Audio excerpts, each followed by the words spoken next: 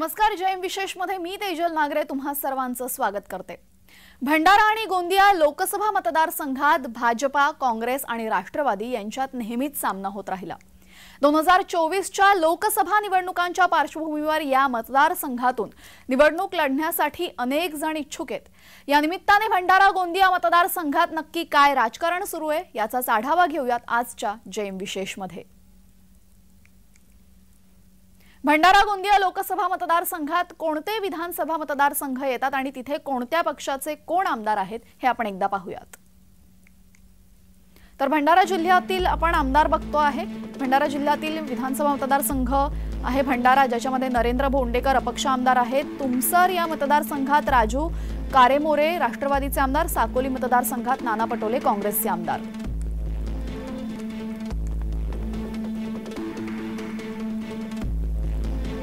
अर्जुनी मोरगाव या मतदारसंघात मनोहर चंद्रिकापुरे राष्ट्रवादीचे आमदार, तिरोडामध्ये विजय रहांगडाले भाजपा आमदार आणि गोंदियात विनोद अग्रवाल अपक्ष आमदार।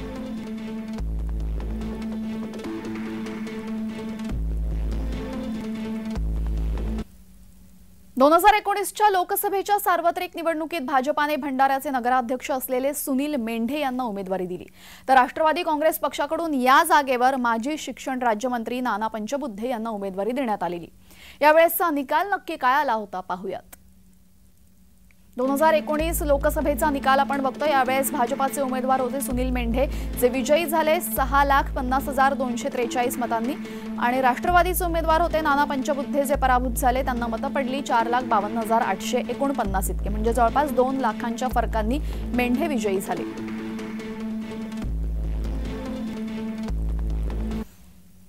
तर गेल्या वेळेस भाजपाच्या सुनील मेंढे यांचा 2 लाखांच्या मताधिक्याने विजय झाला। राष्ट्रवादीच्या नाना पंचबुद्धे यांचा मेंढे यांनी पराभव केला। दरम्यान आता राष्ट्रवादी फुटली आहे। यावेळेस राष्ट्रवादी सत्तेत सामील झालेली आहे, त्यामुळे महायुतीचा उमेदवार नक्की कोण असेल यावरून अंतर्गत वाद सुरू असल्याचं दिसतंय। महायुतीकडून नक्की कोण इच्छुक आहेत ते आपण पाहूयात। महायुतीकडून इच्छुक असलेले 3 चेहरे आपण बघतोय। विद्यमान खासदार सुनील मेंढे भाजपाचे हे इच्छुक आहेत, प्रफुल्ल पटेल राष्ट्रवादी नेता इच्छुक आहेत, आणि तिसरे भाजपाचेच परिणय फुके ही इच्छुक आहेत।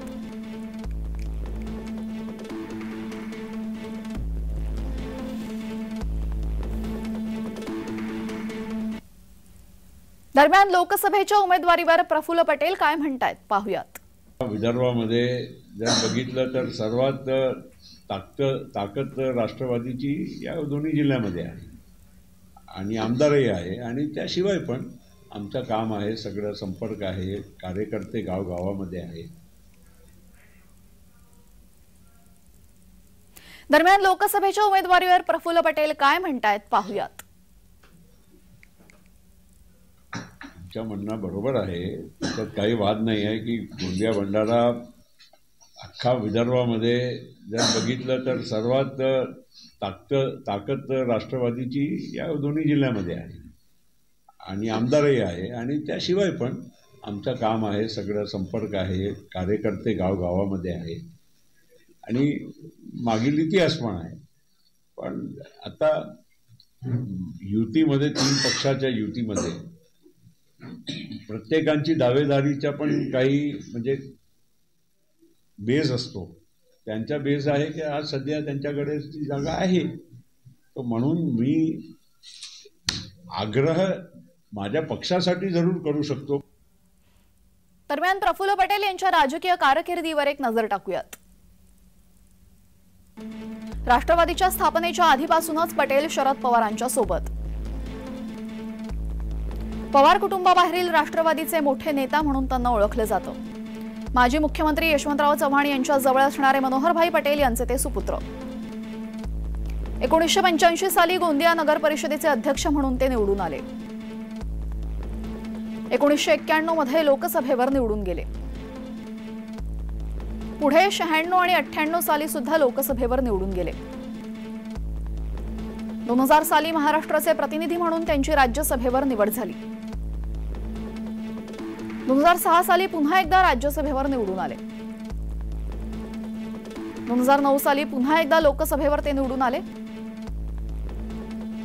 2016 साली ते पुन्हा राज्यसभेवर निवडून गेले। 2004 ते 11 या दरम्यान ते नागरी विमान वाहतूक मंत्री म्हणून पदभार त्यांनी स्वीकारला। त्यानंतर त्यांची नियुक्ती अवजड उद्योग आणि सार्वजनिक उपक्रम मंत्री या पदावर करण्यात आली। राष्ट्रवादी काँग्रेस पक्षाचे कार्यकारी अध्यक्ष म्हणून प्रफुल्ल पटेल यांची निवड झाली। त्यानंतर राष्ट्रवादी फुटली। अजित पवारांनी पुकारलेल्या बंडात त्यांनी शरद पवारांची साथ सोडली आणि अजित पवारांसोबत ते गेले।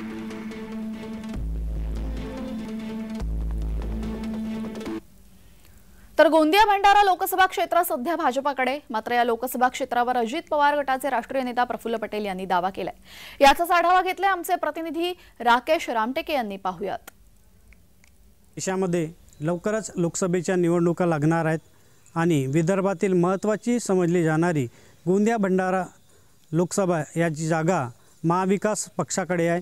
महाविकास पक्षामधील घटकपक्ष राष्ट्रवादी काँग्रेस अजित पवार गटाने या जागेवर आपला दावा ठोकलेला आहे आणि महत्त्वाचं म्हणजे राष्ट्रवादी पक्षातील दिग्गज नेते प्रफुल्ल पटेल यांनी ही जागा राष्ट्रवादीला आल्यास आपण स्वतः या जागेवर निवडणूक लढणार असल्याचे जाहीर केले आहे। मात्र या जागेवर सध्या भाजपाचे विद्यमान खासदार सुनील मेंढे हे मोठ्या फरकाने मागच्या निवडणुकीमध्ये जिंकून आले होते आणि त्यामुळे भाजपा आता ही जागा राष्ट्रवादीला सोडणार की नाही सोडणार याकडे आता सर्वांचं लक्ष लागलेलं आहे। दरम्यान या संदर्भात राजकीय विश्लेषकांच्या प्रतिक्रिया आपण पाहूयात। तिघांची आता सध्या महायुती आहे। महायुतीमध्ये नेमकं तिकीट कोणाला जातं आणि त्याच्यावर हे सगळं अवलंबून आहे। पण जर विदर्भात राष्ट्रवादीची पकड चांगली असल्यामुळे जर गोंदिया भंडारामध्ये राष्ट्रवादीला जर संधी मिळाली तर नक्कीच प्रफुल्लभाई पटेलांनी निवडणूक लढवावी अशी सर्वांची इच्छा आहे। आणि काही दिवसापूर्वीच पत्रकार परिषदेतही त्यांनी माहिती दिली की जर महायुतीमध्ये संधी जर राष्ट्रवादीला मिळाली तर मी नक्की निवडणूक लढेन। तर भंडारा गोंदिया मतदारसंघावर विद्यमान खासदार आहेत भाजपाचे सुनील मेंढे। त्यांची राजकीय कारकीर्द आपण पाहूयात। भंडारा गोंदिया लोकसभेचे विद्यमान खासदार ते आहेत। बालपणापासूनच राष्ट्रीय स्वयंसेवक संघात त्यांनी काम केलेले आहे। भंडारा जिल्ह्यातील आघाडीचे बांधकाम व्यावसायिक म्हणून त्यांची ओळख आहे। नंतरच्या काळात त्यांनी भाजपामधून राजकीय क्षेत्रात पाऊल उचललं। सुरुवातीच्या काळात ते भाजपाच्या प्रदेश कार्यकारिणीचे सदस्य झाले। भंडाऱ्याच्या नगराध्यक्षपदी विक्रमी मताधिक्याने ते निवडून आले। सुनील मेंढे यांनी अल्पावधीतच कार्यक्षम नेता म्हणून ओळख निर्माण केली। नगराध्यक्षपदाच्या काळात जिल्ह्यातील अनेक विकास कामे त्यांनी मार्गी लावली। याच कामगिरीच्या जोरावर भाजपाने सुनील मेंढे यांना 2019 मध्ये लोकसभेचं तिकीट दिलं। मेंढे यांनी 2019 साली लोकसभा निवडणुकीत राष्ट्रवादी काँग्रेसच्या नाना पंचबुद्धे यांचा पराभव केला।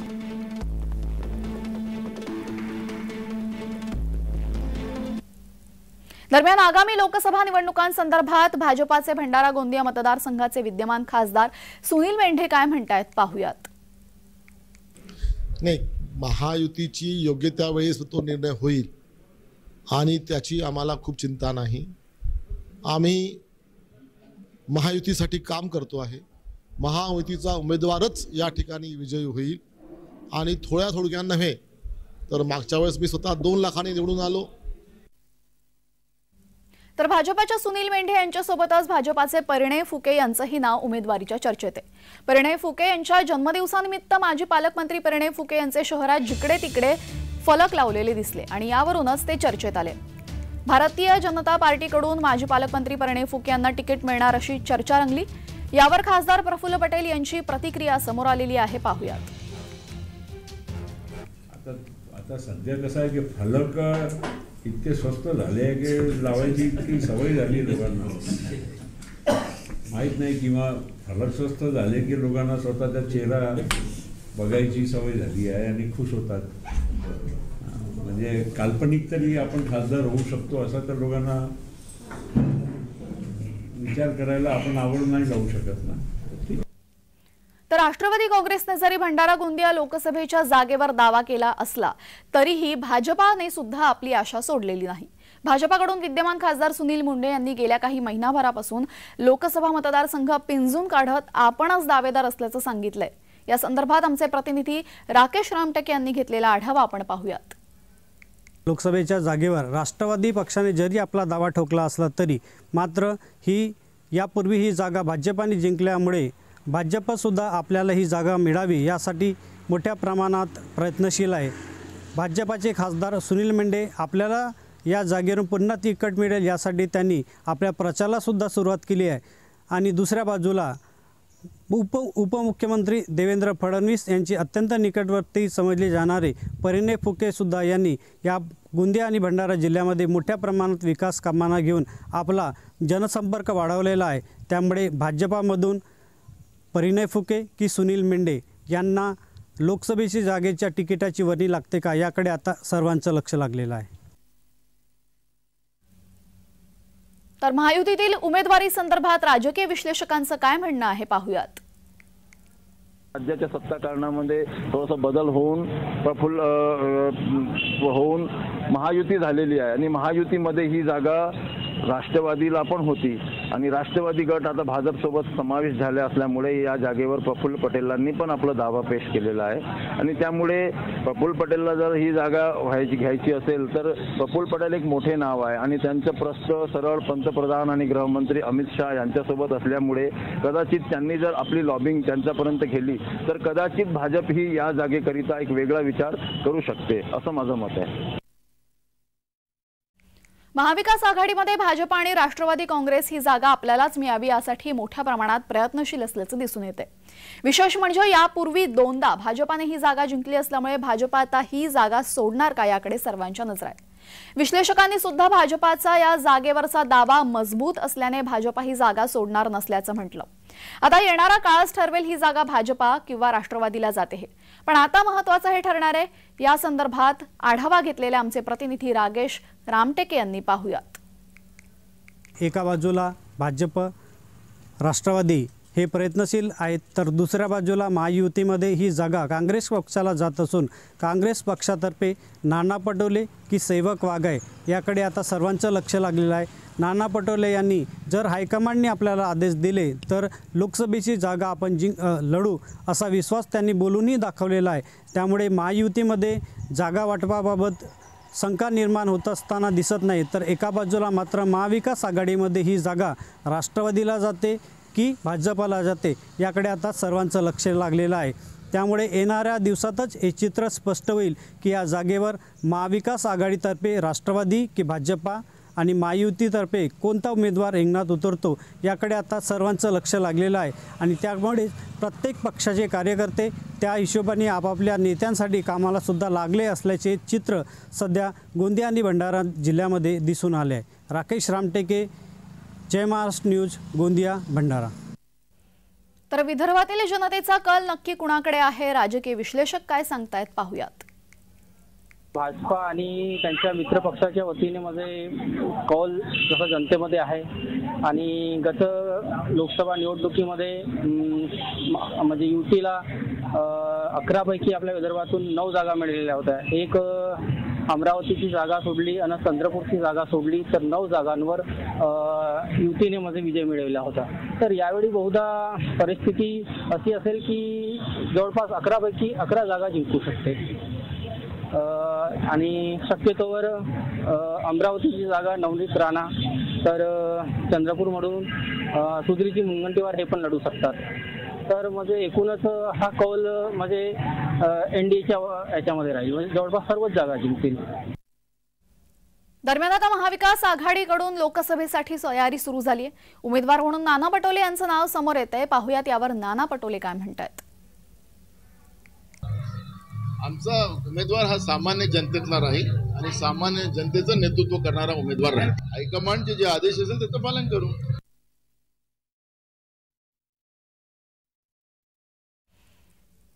गोंदिया आणि भंडारा लोकसभेचा जर विचार केला तर मध्य प्रदेश आणि छत्तीसगडच्या सीमेला लागून असलेला हा प्रदेश। इथे लोकसभेसाठी महत्त्वाचे मुद्दे काय असू शकतात सांगतायत आमचे प्रतिनिधी राकेश रामटेके, पाहूयात। संपूर्ण भारतामध्ये परिचित आहे। जंगलव्याप्त भाग असल्यामुळे या भागाच्या हव्या त्या प्रमाणामध्ये विकास झालेला नाही। प्रफुल्ल पटेल यांच्या काळामध्ये अदानीसारखे आणि भेलसारखे प्रकल्प या ठिकाणी आले, पण भेल अजूनही त्या ठिकाणचं काम सुरू झालं नाही आणि त्यामुळे भेलसारखा प्रकल्प सुरू व्हावा, गोंदिया आणि भंडारा जिल्ह्यामध्ये मोठ्या प्रमाणात उद्योग यावे, बेरोजगारीचा प्रश्न आणि रस्ते, सिंचन आणि महत्त्वाच्यामध्ये वैद्यकीय प्रश्न या भागामध्ये मोठ्या प्रमाणात भेडसावत असल्याचे दिसून येत आहे आणि त्यामुळे या भागातील जर विकास करायचा असेल तर शेतीविषयक उद्योग, सिंचन, वैद्यकीय सुविधा, रस्ते बांधकाम, पुलांचे बांधकाम अत्यंत महत्त्वाचे असे विषय समजले जाणार आहेत। तर आता भंडारा गोंदिया या मतदारसंघामध्ये उमेदवारी नक्की कुणाला मिळते, महायुतीत आणि महाविकास आघाडीत, हे येत्या काही दिवसात समजेलच। जय विशेषमध्ये घेतो एक छोटीशी विश्रांती, कुठेही जाऊ नका, बघत रहा जय महाराष्ट्र।